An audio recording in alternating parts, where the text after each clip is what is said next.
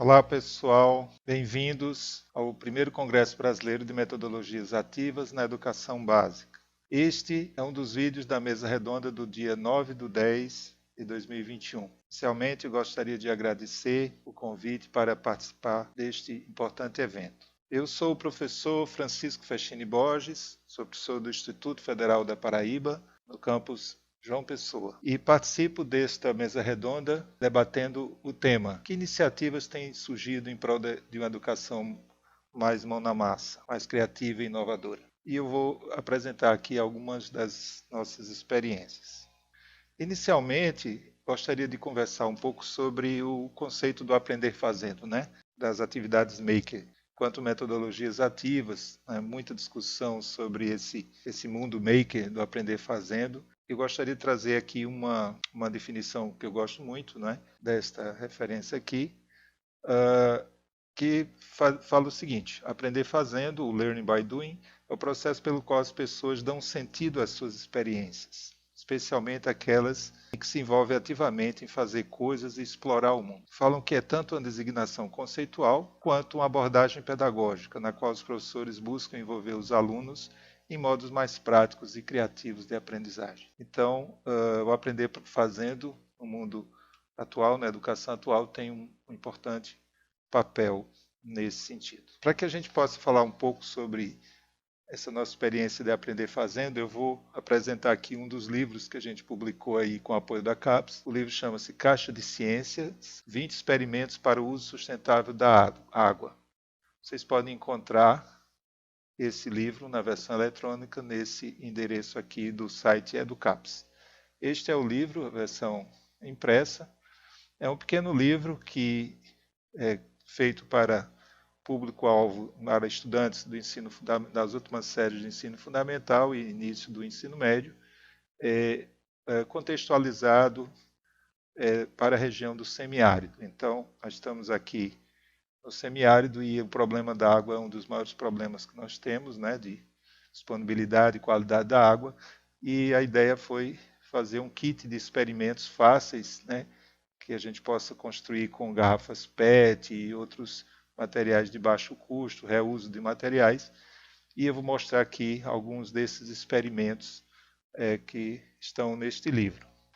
Para que a gente possa discutir um pouco os experimentos do livro, eu gostaria de introduzir o conceito de tecnologias sociais. Nós trabalhamos com atividades de pesquisa e extensão nessa área e a gente define, então vários autores definem tecnologias sociais. A gente utilizamos uma das definições aqui, que diz que é um método, um instrumento capaz de solucionar algum tipo de problema social e que atenda os quesitos de simplicidade, baixo custo, fácil aplicabilidade e geração de impacto social.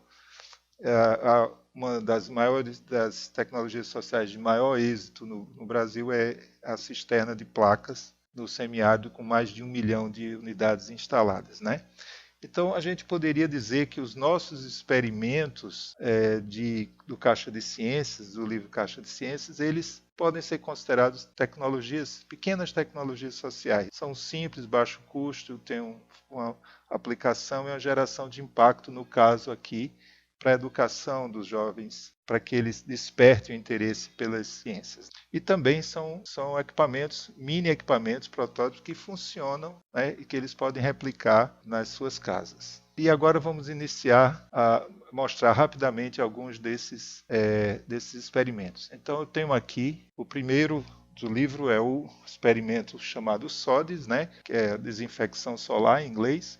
Aqui nós temos uma garrafa, apenas uma garrafa de vidro, foi tirado o rótulo e pintado metade da garrafa de preto. E se você expõe ao sol aqui durante 6 horas, né, existem vários estudos que demonstram que acontece uma pasteurização lenta, né, a água aquece e mata os patógenos aí, né? Então você consegue potabilizar a água simplesmente com um método ultra simples, que é o método de desinfecção solar. Então vocês procurem mais informações sobre esse método, que foi estudado e desenvolvido por universidades na Suíça e hoje é utilizado no mundo todo. Nós precisamos utilizar mais aqui no Brasil. Aqui nós temos um outro experimento que a gente chama de dupla PET. É uma ideia original aqui de um sistema de dessalinização de água e irrigação automática por capilaridade. Como é que funciona? Você tem aqui duas garrafas PET, uma maior, por exemplo, 3 litros e outra de 1 litro, e as duas estão presas aqui por um tubinho de PVC e alguns furos nessa garrafa interna. Quando a gente coloca água salobra dentro dessa garrafa preta, com a luz solar acontece o aquecimento, a evaporação da água da garrafa interna e a condensação na superfície interna da garrafa maior. Então aqui embaixo a gente vai ter uma pequena quantidade de água dessalinizada, né, que você pode colocar um pavio capilar, um barbante, por exemplo, e irrigar automaticamente a planta que está ao lado, como está no desenho. Um outro experimento é uma simulação do ciclo da água na Terra. Né? Como é que a gente faz? Com um terrário, somente com uma garrafa de 3 litros, cortada, 2 garrafas na realidade. O próximo é o vaso PET capilar. Esse aqui é um vaso feito também com garrafas PET, 2 garrafas PET, anéis de tubos de PVC de 100 milímetros, e aqui um furinho para entrada de água, e você coloca a terra aqui. Vocês estão vendo que nós temos um pavio, um pedaço de tecido velho, e aqui o reservatório de água aqui embaixo. De modo que você vai encher o reservatório de água e por capilaridade a água vai subir pelo pavio, né? E vai molhar a terra, vai manter úmida a terra aqui onde está a planta.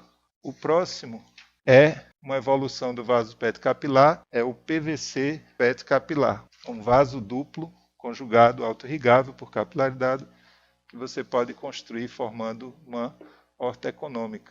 O próximo é a calha PET, a Mini Good.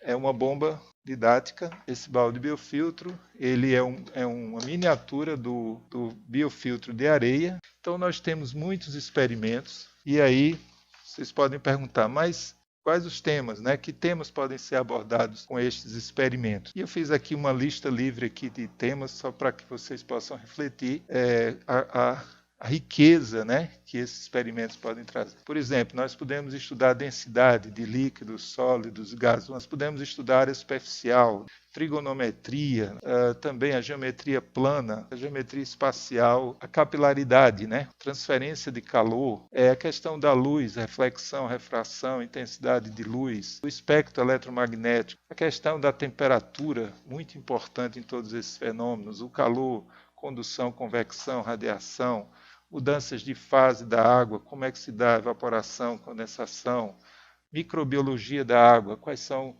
as doenças, né, os micróbios, os patógenos que existem, quais doenças relacionadas com água contaminada, né, a físico-química, questão da sustentabilidade, os objetivos do desenvolvimento sustentável, economia circular, como reutilizar plástico, vidro e outros materiais.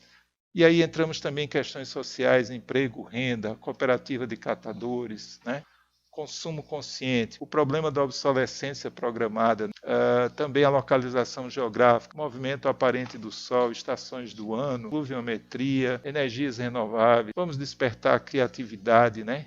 E habilidades manuais dos estudantes, valorizar o trabalho colaborativo em grupo. E então, que temas você sugeriria para também adicionar essa lista, né? Que outras interfaces esses experimentos têm com a formação geral? Quais competências e habilidades essas práticas escolares ajudam a desenvolver? Finalmente, como pode ser construído um laboratório maker voltado para tecnologias sociais na sua escola? Então, a nossa sugestão é que você estude sobre esses temas, tecnologias sociais, atividades maker, experimentos, né, de baixo custo, e possa reproduzir alguns desses experimentos. Eu tenho certeza que você vai gostar muito. Finalmente, eu gostaria de concluir dizendo que as atividades maker com tecnologias sociais e conhecimento científico resultam em mais aprendizado e mais inclusão social. Muito obrigado. Eu sou o professor Francisco Festini Borges, do IFPB, e obrigado por assistir a esse vídeo. Até mais. Olá pessoal, tudo bem? É um prazer imenso estar aqui com todos vocês no primeiro Congresso Brasileiro de Metodologias Ativas na Educação Básica. Eu sou o professor Greita, eu sou professor de matemática da Escola Pública Brasileira e também sou pesquisador em educação matemática. Para essa nossa roda de conversa aqui, pessoal, nós vamos mobilizar a tempestade de boas ideias e também nós vamos conhecer algumas iniciativas que têm surgido ao redor do país em prol de uma educação mais mão na massa, inovadora, criativa, autônoma e socialmente justa. Vamos lá, pessoal, porque a nossa roda de conversa começa agora. Vem comigo!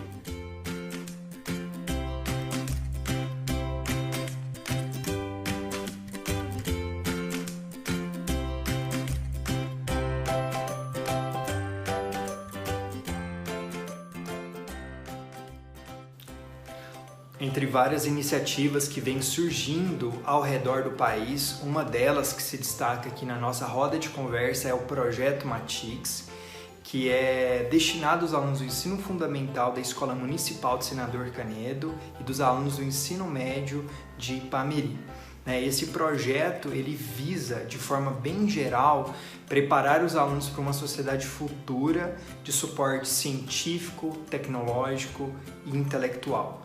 Nesse projeto, por exemplo, os alunos eles criam jogos digitais, desenvolvem invenções científico-tecnológicas, como, por exemplo, dispositivos robóticos destinados ao tratamento de sintomas da doença de Parkinson de pacientes no Hospital Público em Anápolis, aqui em Goiás também. Esse projeto, por exemplo, onde os alunos assumem a posição de cientista, visa ajudar os alunos a aprender, de certa forma, e a usar essa matemática, essas tecnologias, em especial a computação e elementos da engenharia, de modo que eles consigam visualizar e interpretar situações reais em sociedade.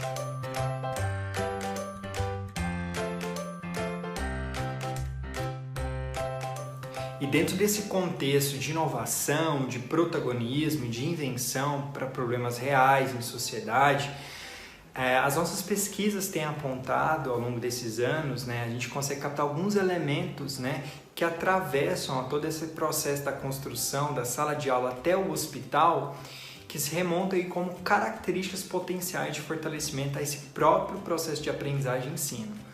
A gente pensa, por exemplo, que uma das características que mais aparece aí é a independência formativa, porque o aluno não fica preso ou submetido à própria questão da inteligência do professor. Muito pelo contrário, ambos trabalham conjuntamente, explorando e compartilhando suas experiências dentro da aula, como, por exemplo, os conhecimentos algébricos, geométricos, essa experimentação dentro das construções do próprio jogo. Então, conectado a isso, a gente consegue também abrir portas para a interdisciplinaridade, combinando a matemática com os elementos da saúde, tendo como pano de fundo os elementos da própria computação. Então, isso direciona de uma forma convergente para um segundo ponto muito importante, que é o trabalho consonante às questões abertas, onde incentiva o aluno a trabalhar com problemas inéditos, autorais, a lidar com a imprevisibilidade, a depurar estratégia para solucionar problemas e até mesmo desenvolver a lógica de programação articulada com os conhecimentos matemáticos. Então, esses elementos eles estão impulsionados e envolvidos pelo mesmo fenômeno aí de compreender e de trabalhar de forma ativa em sala de aula de matemática.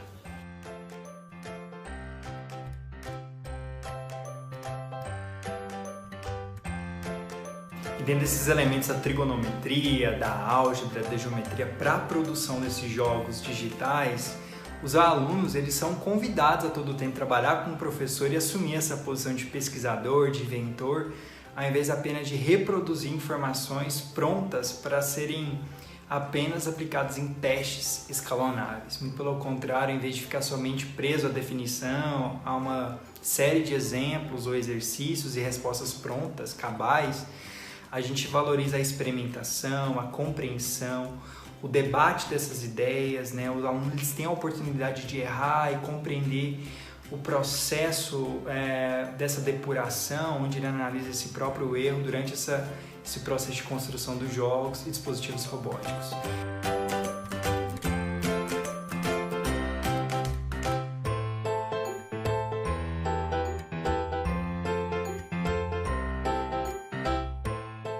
Então, para isso, a gente abre espaços potenciais e centraliza a curiosidade, a investigação, a experimentação através de softwares, como, por exemplo, Scratch e GeoGebra, além da combinação desses softwares, como, por exemplo, placas robóticas, Microbit, MakeMake, Arduino, entre várias outras.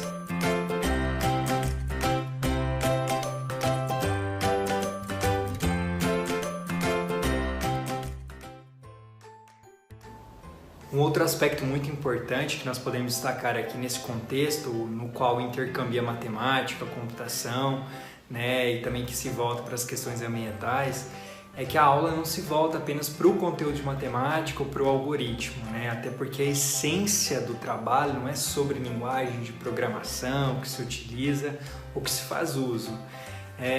Tão pouco a gente pensa que o programa ou materiais personalizados que se tem, mas realmente é o que se faz com essas coisas de modo a impactar positivamente realidades, tendo essa matemática como pano de fundo, mais contexto e mais sentido para aquilo que se faz, como, por exemplo, como a do benefício de alcançar a vida de dezenas de portadores com a doença de Parkinson.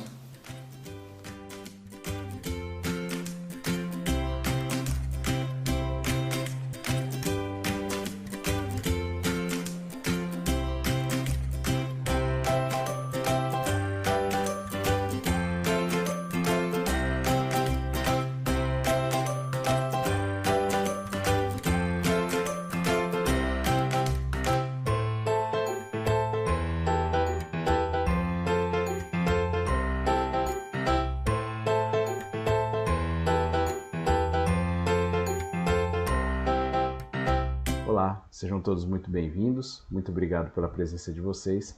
Meu nome é Júlio César Passos e estou aqui para compartilhar um pouquinho da minha experiência com vocês aqui no nosso primeiro Congresso Brasileiro de Metodologias Ativas na Educação Básica. E eu tenho por objetivo responder a seguinte pergunta: que iniciativas têm surgido em prol de uma educação mais mão na massa, criativa e inovadora?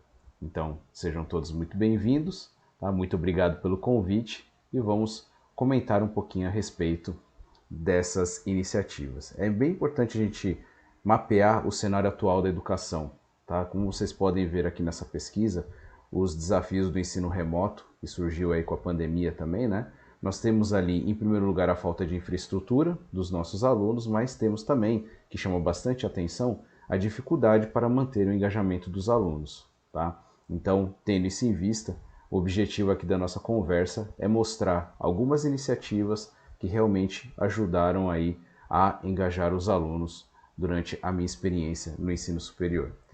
É legal trazer também as palavras do professor Moran, né, que ele fala que o fato de dominar aplicativos e trabalhar com projetos, ferramentas e plataformas integradas é algo extremamente positivo. Mas não somente isso. As metodologias ativas de aprendizagem, elas precisam estar envolvidas e principalmente tendo o aluno como protagonista do processo de ensino-aprendizagem, tá?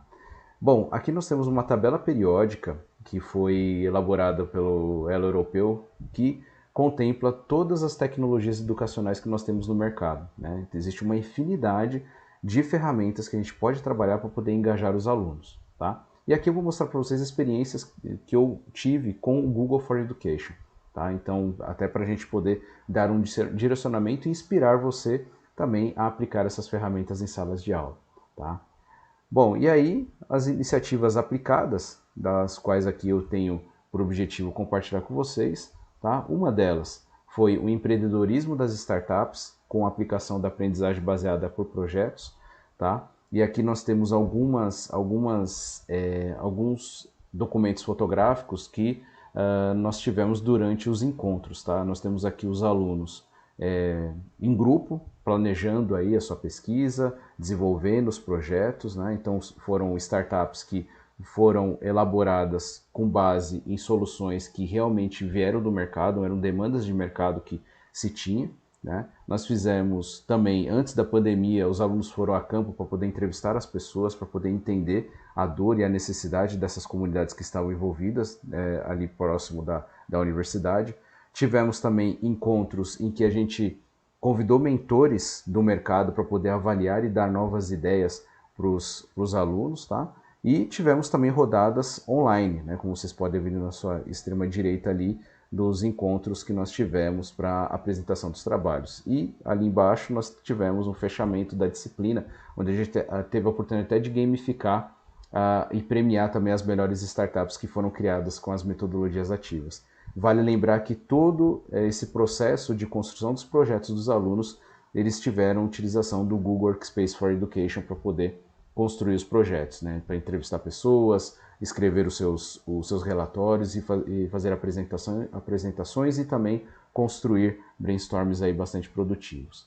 Bom, outra experiência que eu tive também foi a rodada de negócios, né, com rotação por estações de aprendizagem, onde nós utilizamos o Google Classroom em conjunto com o Google Meet e os alunos divididos em grupos, eles faziam um rodízio entre as estações, né, de aprendizagem para poder fazer negociações de cases fictícios, onde parte da turma era grupos de vendedores e grupos de compradores. E cada uma dessas salas aqui tiveram aí foram divididas, né, em salas de negociação. E eles rotacionavam dentro dessas salas para poder cumprir objetivos também e consumir conteúdos para consolidar o seu aprendizado. Tá? Então é outra experiência que nós utilizamos a tecnologia do Google Workspace for Education também com a metodologia ativa de aprendizagem de rotação por estações. Tá?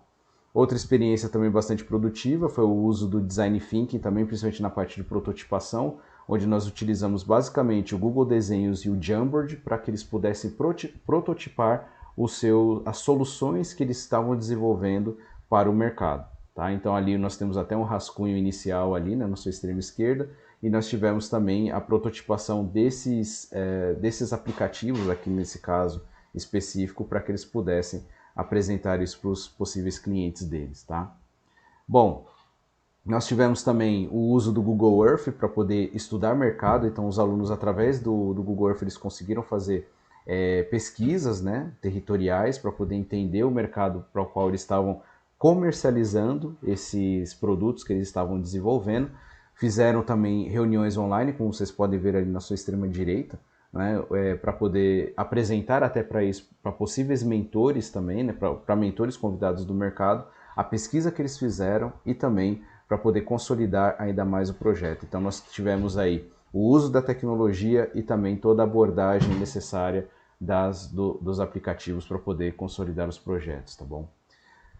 Bom, e aí, os resultados dessas iniciativas, né, que são bem interessantes a gente comentar. Os alunos, eles se tornaram protagonistas do processo de ensino-aprendizagem, então eles fizeram a pesquisa, eles construíram as soluções, eles analisaram problemas, caracterizaram esse problema, conversaram com as pessoas, tá?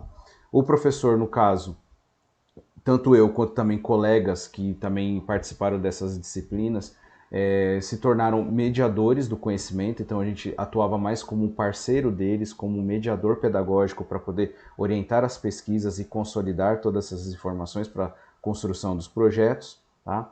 Uso intenso da tecnologia do Google Workspace for Education, então todas as etapas foram permeadas das ferramentas, principalmente em períodos pandêmicos nós tivemos uma experiência bem interessante também com o uso intenso da tecnologia, e se não fosse ela também a gente não conseguiria fazer esses encontros. Tá? Interação de professor e alunos no modo presencial e online. Antes da pandemia nós tivemos experiências de colocar os alunos, acompanhar os alunos também em pesquisas, também desenvolvimento de novos projetos. Tá? E aprendizagem significativa. E o que quer dizer isso? Eles aplicaram os conceitos que eles aprenderam dentro da graduação deles, dentro da sala de aula, no mundo real. Então eles precisavam buscar um problema que fosse real para desenvolver soluções que fossem realmente demandas de mercado. Somente como um exemplo aqui que foi bastante emblemático, de uma das startups, no caso aqui, né, do empreendedorismo, um grupo ele criou um aplicativo para a prevenção do suicídio, que foi bastante significativo para a comunidade. A prefeitura se interessou pelo projeto também e foi assim bastante impactante, fora outros projetos também que tiveram cunho social também e ajudaram bastante a comunidade nesse sentido. Tá? Então teve aí uma aprendizagem bastante significativa para todos os alunos. Tá? Bom, e o que eu deixo aqui para você, né, como desafio, né? O desafio que eu deixo sempre, né, e é a pergunta que geralmente a gente recebe quando trabalha com metodologias ativas e tecnologias, né? Professor, quando é que você vai dar aula? Quando você recebe essa pergunta, você percebe que você está no caminho certo. Por quê? A ideia é que os alunos se tornem protagonistas do seu processo de aprendizagem e o professor se torne um mediador, um parceiro nesse processo, né, para a construção desse conhecimento em conjunto, mas tendo o aluno como protagonista e não simplesmente o professor como detentor desse conhecimento. Cabe a nós, professores, a curadoria desses conteúdos, a orientação do aluno, trazer estratégias para dentro da sala de aula que torne cada vez mais o aluno protagonista desse processo de ensino-aprendizagem. Tá? Bom, e aí, aqui as minhas referências, né, para construção de todo esse material também, que eu utilizei durante todas as disciplinas que eu atuei e atuo até hoje, né, que é a aprendizagem baseada em projetos do William Bender. Nós temos também a aprendizagem baseada em problemas do professor Ulisses também, o estilo startup de empreendedorismo do Eric Ries, o ensino híbrido da professora Lília Bassic e também ali em conjunto com a professora Lilian Bassic, o José Moran com as metodologias ativas para uma educação inovadora. Então todas obras excelentes ao qual eu aproveito para agradecer imensamente essas obras que tanto ajudam nós professores dentro da sala de aula. Tá? Bom, e aqui eu deixo os meus contatos. Muito obrigado por você ter assistido até aqui. Qualquer coisa eu estou disponível nas minhas redes sociais. Um abraço e até mais.